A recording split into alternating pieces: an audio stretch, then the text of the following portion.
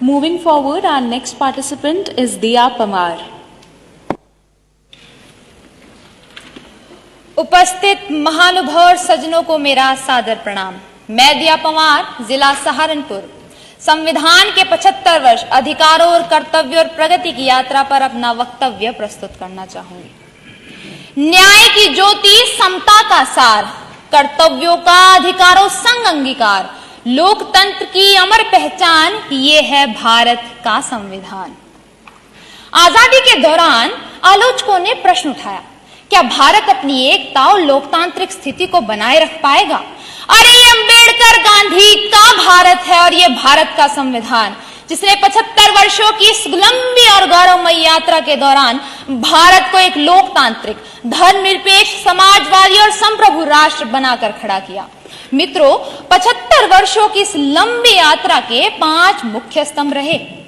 पहला, लोकतांत्रिक सुदृढ़ीकरण, जिसमें निष्पक्ष चुनाव, मजबूत कार्यपालिका द्वारा नीति निर्माण और मजबूत प्रशासन, पंचायती राज में पारदर्शिता, महिला, दलित और पिछड़ों की भागीदारी ने लोकतंत्र को मजबूत बनाया। दूसरा, सामाजिक न्याय, संविधान में प्रदत्त समस्त नागरिक अधिकारों से लेकर नई राष्ट्रीय शिक्षा नीति तक, महिला आरक्षण विधेयक और धार्मिक समानता तक, ये सारे प्रावधान सामाजिक न्याय को सुनिश्चित करते रहे। तीसरा, आर्थिक सुधार और समावेशी विकास।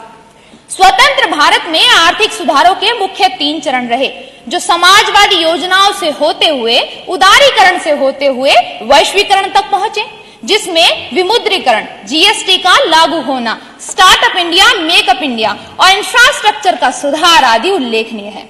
चौथा, तकनीकी और वैज्ञानिक प्रगति, इसरो की स्थापना से लेकर चंद्रयान की सफलता तक, आधार से यूपीआई डिजिटल इंडिया तक, कोरोना की वैक्सीन बनाने से लेकर एआई तक, ये सब मिलकर इसकी गवाही दे रहे हैं।